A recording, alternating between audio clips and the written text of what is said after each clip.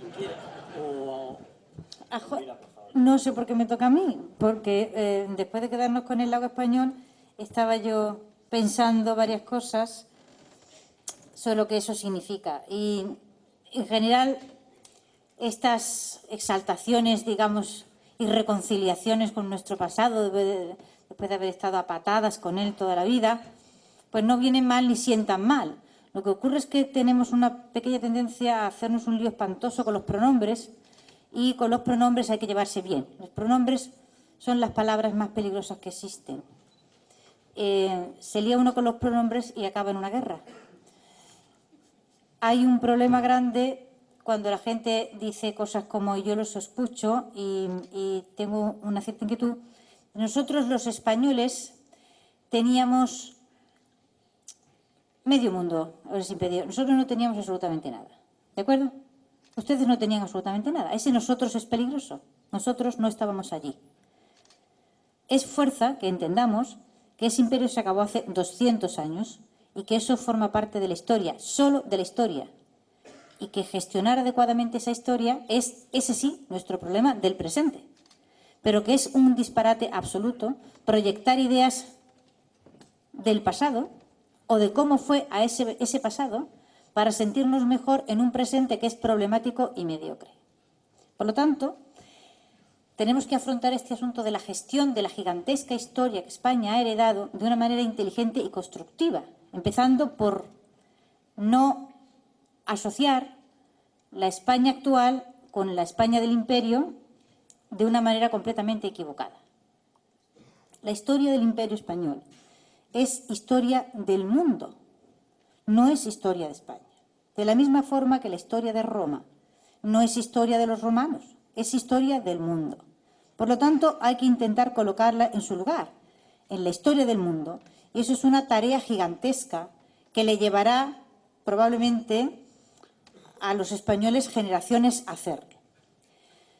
Y es fuerza que la hagamos por la sencilla razón de que España es ahora mismo una nación de tamaño pequeño o mediano, cuyo nombre evoca y arrastra detrás de sí una enormidad histórica que probablemente nosotros ahora no somos capaces ni siquiera de imaginar.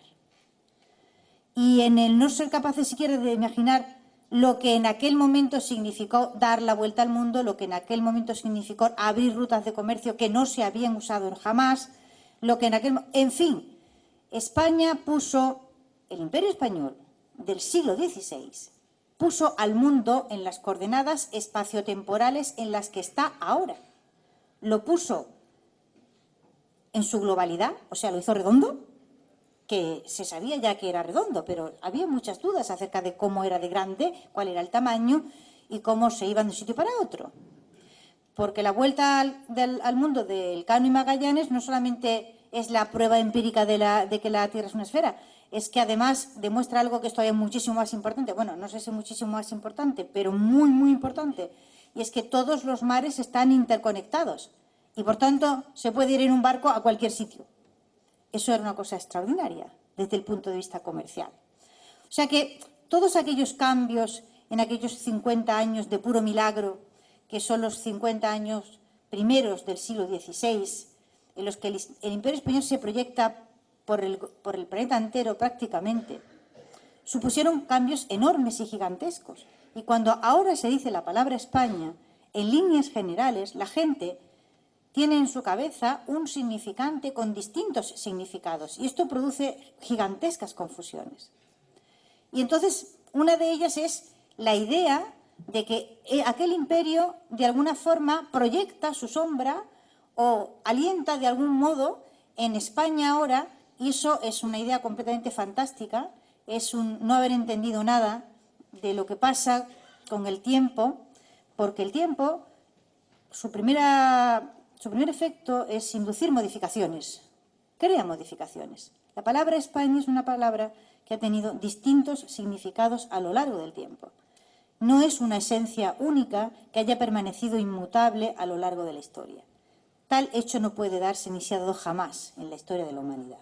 Pero en el caso del Imperio Español y de España ahora, esto tiene una relación como mínimo problemática, porque la pequeña España que ahora tenemos su nombre evoca la gigantesca realidad que era España hace 2 siglos.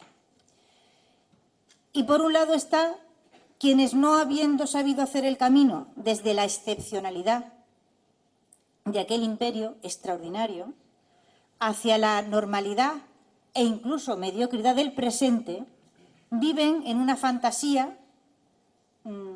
Este fue, por ejemplo, uno de los caminos de la dictadura. La evocación o el intento de conectar con aquellas glorias imperiales es una cosa completamente ridícula. Ese fue un camino equivocado. El otro camino equivocado es, en el intento, de nuevo, de no aceptar la normalidad, empeñarse en cultivar perpetuamente la excepcionalidad en el horror.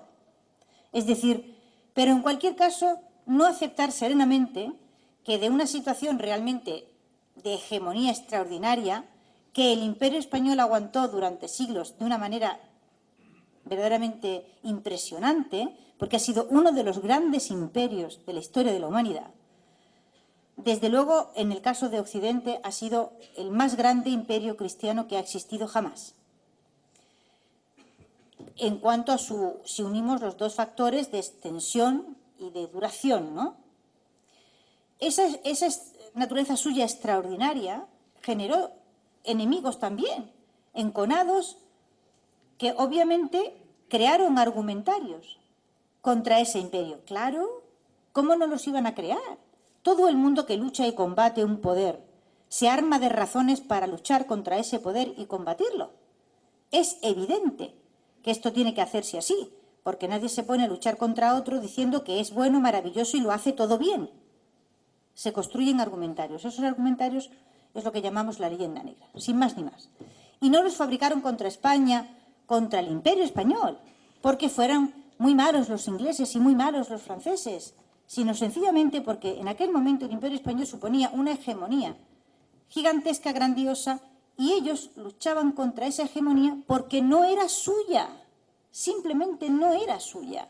Esto no es un asunto de buenos y malos, que parece mentira que haya tantos profesionales de la historia empeñados en colocar los múltiples avatares de nuestra especie por el planeta en términos de buenos y malos. Todo el mundo tenía sus razones, el Imperio Español también tenía las suyas.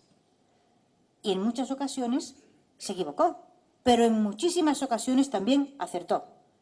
Y tuvo que acertar bastante porque consiguió sostenerse en una posición de hegemonía durante más tiempo que ningún otro imperio que haya nacido en Occidente. Luego, algunas cosas debió hacer bien. Una de esas cosas que hizo bien fue esa gigantesca exploración por el Pacífico, que es probablemente de las partes del Imperio Español. Esto es que tenía que decirlo yo, forma parte de filosofía de la historia y hay que soltarlo, ¿vale? Porque hay gente que vive en estos tiempos, que incluso tiene profesiones relacionadas con la historia y que no se ha dado cuenta que el Imperio Español dejó de existir hace 200 años. Entonces yo ya me he impuesto como Catón, ¿no? Como el de Lenda es Cartago, ¿no? Pues yo me pongo a hablar y digo, el Imperio Español desapareció hace 200 años, porque hay mucha gente que no lo sabe, incluso profesionales de la historia que no se han dado cuenta. Se les nota porque siguen luchando contra él. ¿De acuerdo? Entonces, esto es una pedagogía.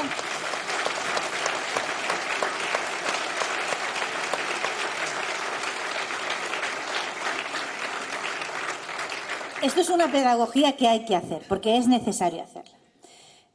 Estábamos ahora colocándonos en la exploración extraordinaria del Pacífico y decía yo que de los muchos aspectos del Imperio Español que están por estudiar, que son realmente los más interesantes, porque como hemos volcado el interés en las distintas facetas de ese imperio, en todo lo que pueda ser malo o negativo, o criticable, o erróneo. Entonces nos hemos dejado fuera todas las partes que no fueron malas, negativas, erróneas, etcétera, etcétera, que son las más. Y una de ellas es la gigantesca exploración del Pacífico y las relaciones, o sea, la creación de una nueva ruta de la seda. Estaban los portugueses que habían hecho el camino portugués, que era a través de África, Cabo de Hornos y el Índico, llegaban hasta las Molucas, las islas donde se producían la mayor parte de las especies que se consumían en Europa.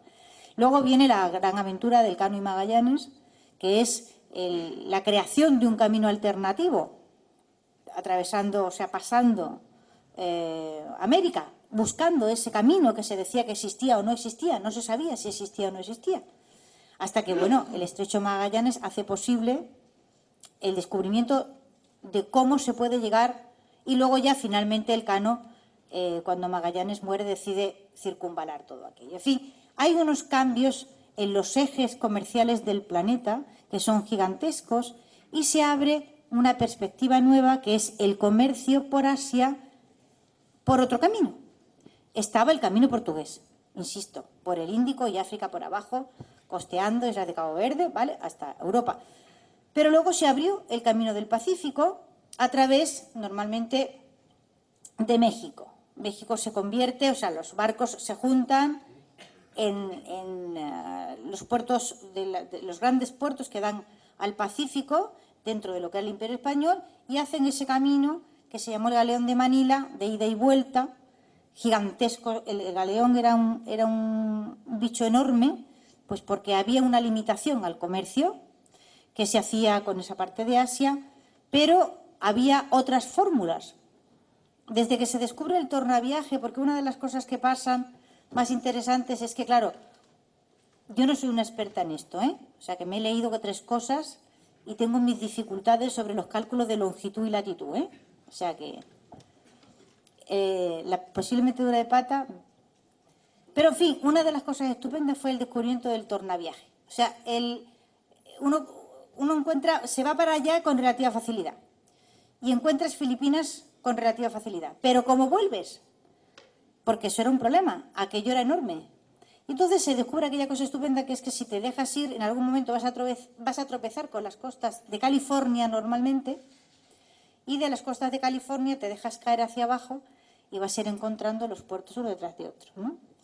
El Palo Alto, por ejemplo, que es donde está la Universidad de Stanford, era un lugar muy conocido y había una factoría porque había una secuoya gigantesca que servía de señal a los barcos que venían del Pacífico y buscaban el Palo Alto. Cuando se descubría el Palo Alto ya se sabía que se había tropezado con las costas de América, ¿no? Y después ya los barcos iban bajando costeando, ¿no? ¿Cuánto tiempo duró ese comercio? Ese comercio que llevó plata a Asia provocó o produjo la monetarización de China, el conocimiento de la moneda española que mantuvo su ley durante siglos hasta el punto de que cuando ya el imperio había fallecido la moneda seguía funcionando por Asia hasta mediados del siglo XIX. De hecho, el otro día me contaba un historiador argentino que en 1829, creo, intentan los ingleses alquilar el puerto de Singapur y las autoridades les piden que les paguen con real de 8 español, no con libra esterlina. No acepta la libra esterlina como pago. La libra esterlina en Asia todavía, 1828, 29, tiene muy poco prestigio. ¿Qué viene? Viene de todo. Y con el tiempo esto terminará provocando, por ejemplo, la moda asiática, que en el 18 da algunas salas muy bonitas en el museo que lo digo porque es lo que más a mano tenemos, ¿no? En el Palacio de Oriente, de inspiración oriental. En el siglo XVIII hay toda una corriente artística que tiene que ver con el Oriente, con las modas chinas, las sedas chinas, el té, las porcelanas y un montón de productos que fundamentalmente a través del puerto de Cantón salen hacia Filipinas y de Filipinas entran en México y de México vienen para acá. De hecho, si se animan ustedes a ir al Museo de América, les animo muchísimo a que lo hagan, encontrarán que hay una gran cantidad de arte virreinal de inspiración asiática. En fin, hay una integración y un mestizaje y unas influencias culturales extraordinarias. Hace nada se acaba de publicar el diccionario más viejo sino español, que se conserva de en torno a 1600, un extraordinario trabajo lexicográfico que demuestra las grandes relaciones, por ejemplo, que España tuvo con China a lo largo del siglo XVI y XVII y que se mantuvieron intactas pues hasta la intervención de los ingleses en ese territorio y el desencadenamiento de aquel desmembramiento de China que fueron las guerras del opio la ocupación colonial, ¿no?, de ese territorio que luego ha provocado, en el caso de China, un siglo prácticamente de desdicha continua, del que los chinos se han recuperado afortunadamente y están saliendo para asombro de propios extraños de una manera que nos tiene a todos muy desconcertados. Voy a lo que voy. No, yo no te vas a librar de hablar. La mayor parte de todo esto fue iniciativa privada, fueron empresarios muy valientes, como Cristóbal de Haro, que puso una parte del dinero que pagó los barcos, los 5 barcos que hicieron aquella exploración del Cano y Magallanes. Fueron grandes comerciantes, gentes que iban y venían, muchos mexicanos, algunos incluso empresarios indios y mestizos. Toda esa parte de nuestra historia es un misterio, en realidad, porque se supone que los españoles pues solo buscaban oro y, aparte de conquistar como salvajes, no hacían otra cosa, y nos queda por hacer, por ejemplo, una gigantesca historia del comercio español, del comercio en el interior del Imperio Español, saltando por encima de los tropocientos mil prejuicios que sobre esto hemos acumulado en la idea de que los españoles iban y venían y debían ser tontos porque dinero no empleaban. O se ve que iban solo por puro espíritu deportivo, ¿no? Aquella idea de que los españoles iban por las selvas como locos con las espadas a lo medieval, ¿no? Empalan Amadís de Gaula y claro, nunca pensaban en qué comían, ni en cómo pagaban aquello, ni en si se arruinaban o no, y en si tenían una casa a la que volver cuando acababan las exploraciones o no. Y en fin, que hemos llegado a la edad adulta, yo casi a la vejez, sin saber que el viaje del Cano y Magallanes fue económicamente rentable, que la Victoria volvió al puerto de Sanlúcar de Barrameda cargada hasta los topes de especias, y que los que pusieron dinero en aquel viaje no solo no perdieron, sino que ganaron un montón de pasta. Y en fin, este aspecto del Imperio Español como que es no, porque los reyes de la actividad comercial y del emprendimiento y esta cosa, ¿no? Como que se supone que no deben pertenecer a nuestra esfera cultural, ¿no?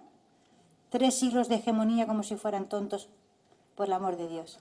En fin, tenemos que quitarnos de la cabeza algunas ideas, porque por pura lógica no pudo ser así. Esto no pudo ser así. El Imperio Español no pudo ser un desastre económico durante 3 siglos. Eso se aguanta 20 años y el de 21 se muere.